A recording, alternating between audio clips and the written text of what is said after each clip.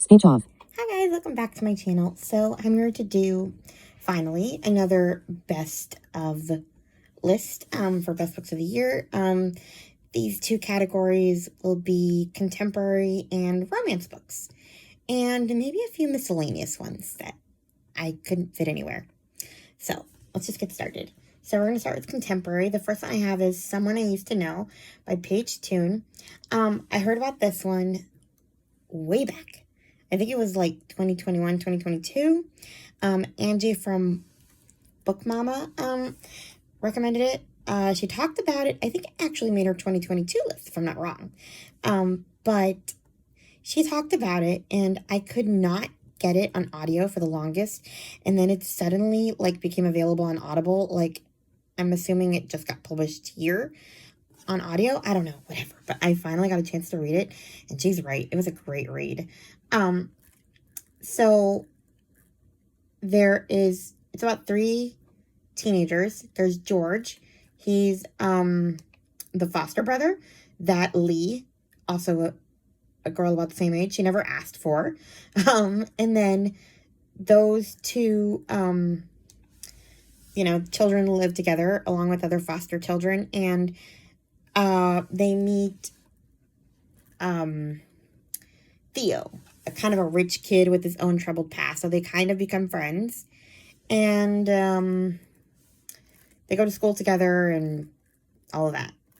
And, they form a bond over a summer. But then something happens, and they're split up. Then we fast forward, and Lee comes back to Yorkshire with a little girl in tow. But Emily's father, Theo, isn't with them. And George is unexpectedly returned, for the same reason that she's back. So they kind of have to, I guess, come to terms with what happened in the past. I can't really talk about what happened in the past because but it's a really interesting take on the foster system. I read a lot of true fostering stories, and, like Kathy Glass's books, Maggie Hartley, their foster parents who write about different kids that they foster. And those are really interesting, but it's really interesting to read from the foster child's perspective, which we get in this book. George, and also the sibling of the foster kids. Like, you really see the ups and downs of fostering and why you may not want to do it. Like, Lee sometimes suffered from lack of attention because she had foster siblings that they were obsessed over, like, having to take care of, the parents. So she lost out on a lot of attention. And George got separated. Well, I can't really talk too much about it because it'll kind of spoil it. But there's sibling separation, and like, you don't really know what the right thing to do is. Like, do you prevent a little kid from getting adopted to make her brother feel better about keeping her with him when he's not going to be able to get adopted at 15? Or do you make him lose a sibling? And, I don't know. It just kind of shows how the foster system is really broken. But it also shows how your family may not be right for fostering, no matter how well-intentioned you are. And it's really, like, it really kind of hones it in. So I really enjoyed this book. And that's why I made it on my top list of the year. I'm really glad that I loved it as much as I did, because I really wanted this book, and I was like obsessed with having it. So yeah, I'm glad I loved it. So then we have The Things We Keep by Sally Hepworth. I was kind of on a Sally Hepworth kick, along with Keisha from, what's her channel name? I'm blanking. A Book Like You. Anyway, we both read this one, I think around the same time, actually. And bald. It's about Anna Forrester. She's in her 30s, or 38. She's unusual in that she's in early Alzheimer's. Her family send her to Roslyn House, an assisted living facility. And there's one other resident that's her age, Luke. And they kind of fall in love, and just kind of the consequences of that. How the family reacts to it, which isn't well. And then there is Eve Bennett, who is a single mother, and I can't really tell you why she has to take this job. It's more fun if you find out. But she has to work at Roslyn House, even though she's like a culinary, like real chef. So it's kind of a real downgrade. But she gets to know the residents, and she really fights for Anna and Luke's love. But yeah, it's a really hard book to read. It's not like a thriller like a lot of her other ones, like domestic suspense. This one is really of the here and now. Or, like contemporary, where it could happen to you. Like, and it's really sad to read, like, from Anna and Luke's perspectives, where they're kind of losing their memory. Like, Anna can't remember Luke's name, so she calls him young guy. It's just so sad. Like, as her memory starts to slip, like, I wish I'd quoted passages like Keisha did, but then again, I'd probably be crying. But yeah, this book really got to me, so, yeesh. So, yeah. Anyway, there's that one. Then I have Before I Called You Mine by Nicole Dees. I heard about this one. I think Lou from Christian Faith and Fiction talked about it in one of her new release videos, and then Katie from Paperbacks and Ponytails read it and liked it, so I liked it too.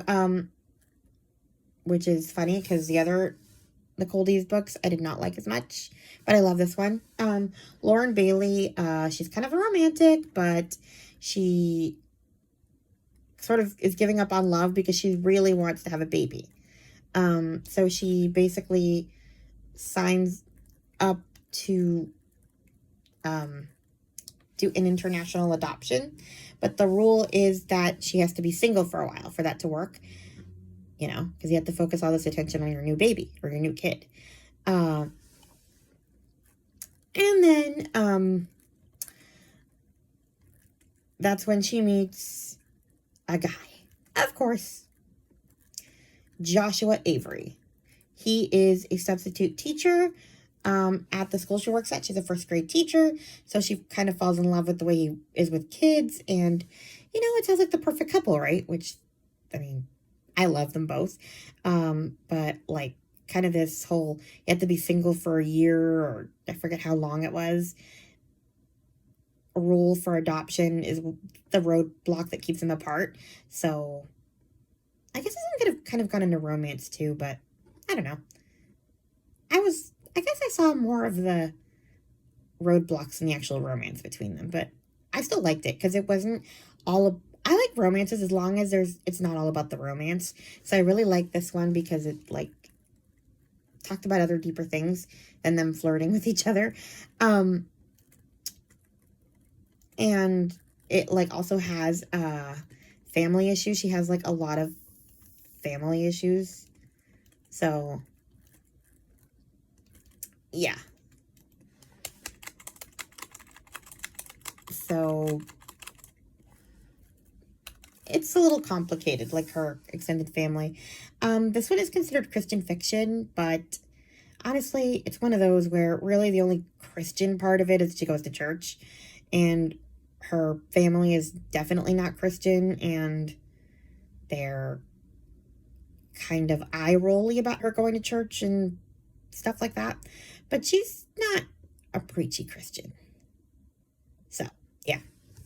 Next one we have is One Summer in Savannah.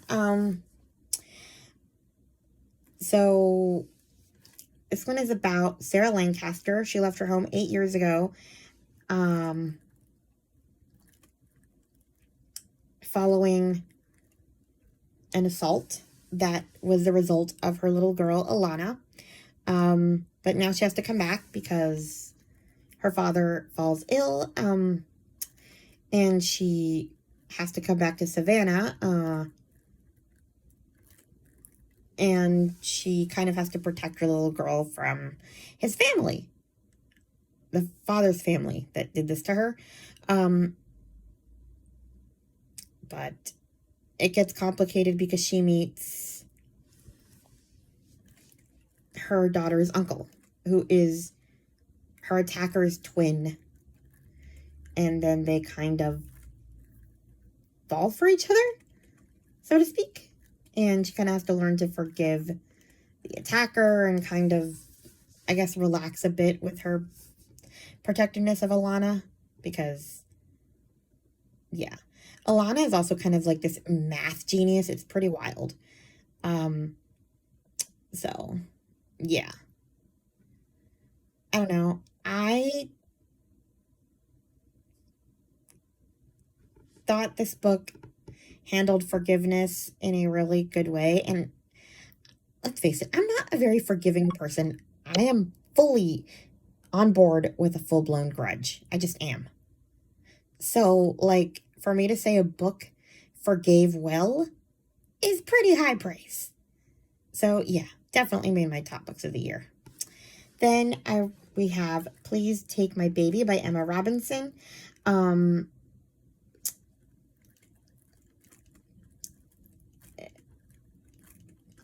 Emma Robinson is one of those authors that I really, like, loved.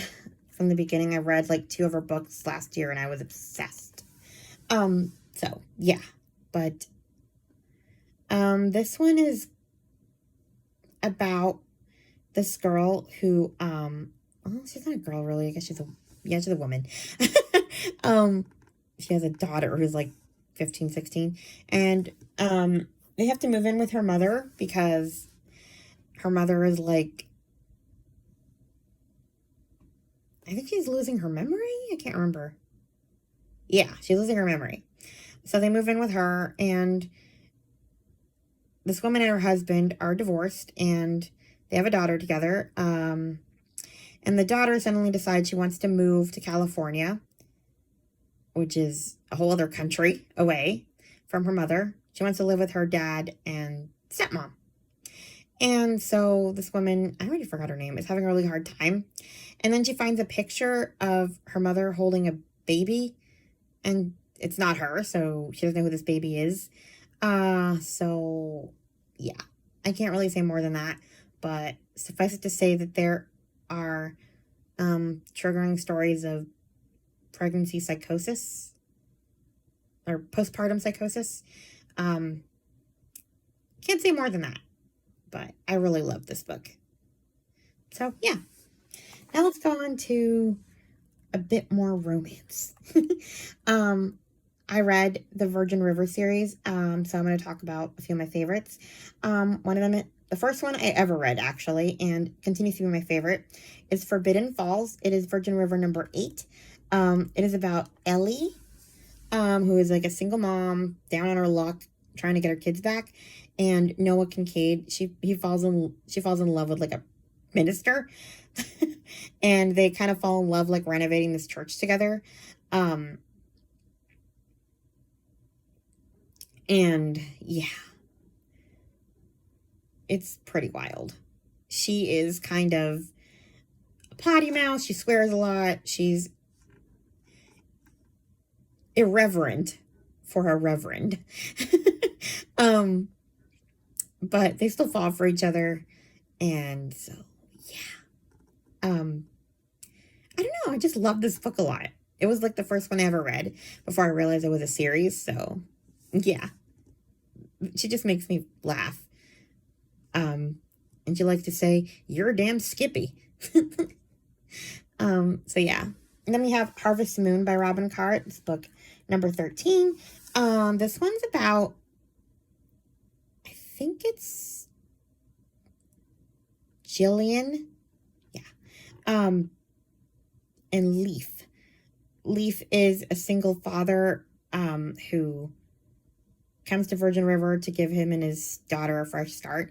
Actually, the cool thing about this one, I guess it made this book really unique. It made me love it, especially love him, is that this isn't even his daughter. This is his stepdaughter. His wife passed away, and he's kind of sharing custody of this girl with her dad, but she'd rather be with him because he kind of raised her, and like it's really kind of lovely to see this dedication to Courtney, the stepdaughter. But he falls in love with Jillian. And stepdaughter is not really very nice. I kind of love bratty children. I don't know why. Probably because I was a bratty child myself. But kind of the way it came together just made me love this book. And it has such a fall vibe to it. I read it in October. It was perfect. So yeah, I love this book. And then we have Sunrise Point. This one's Virgin River number 17. Also another fall vibe kind of book. It's about Nora, another single mom, 2 little girls. And I already forgot the guy's name, but who cares? Tom. He lives and works on an apple orchard, Kavanaugh Apples, I think. And she goes to get a job there, and, you know, he doesn't want to hire her because she's a woman. Sexist at first. I thought I would hate him, but I did not. Surprisingly enough. Usually 1 strike, you're out with me, but he redeemed himself pretty quickly. And I love his grandmother, Maxie. Like, she's amazing. But just another, like, really kind of cool, like, family stories, like, families coming together. She also kind of renews her relationship with her dad, which is also really good. So, yeah, I love that book. Now I want to go to some Christmas books. The Christmas Hope. This is Christmas Hope book number 3 by Donna Van Leer. I did a whole video on the Christmas Hope books, but this one is my favorite and the one I always wanted to read when I read the series. It's about a couple who are pretty much about the divorce when she kind of brings this little girl, Emily, home when she's not supposed to. She's supposed to, like, take her to this group home after, like, in the middle of the night after her last foster home falls through, but she can't stand to do it, so she brings her home. They have her for Christmas, and all is good. It is, like, one of my favorite kind of books. Then we have The Christmas Note, Christmas Hope number 6. This one's about, what's her name? I already forgot her name. I don't know why. But a single mom and her 2 kids move in next door to this cranky lady, and then this woman has to tell this lady that her mother died, and there's, like, a note, and they're all of a sudden having to solve this mystery together, and it is, like, the best book ever. And then we have The Christmas Town. This one's about a foster child. This is Christmas Hope number 8. She really wants a family, and she comes to this little town, you know, where all the other books take place. I already forgot what the town is called. Who cares? Anyway, she totally, like, falls in love with the people. Like, she works for this, like, daycare center there, and she falls in love with the kids, helping with the Christmas pageant, and yeah, she gets the family she wants. Cheesy, love it. Last one in this section, or in this video too. A Royal Christmas by Melody Carlson. This one squeaked in at the end.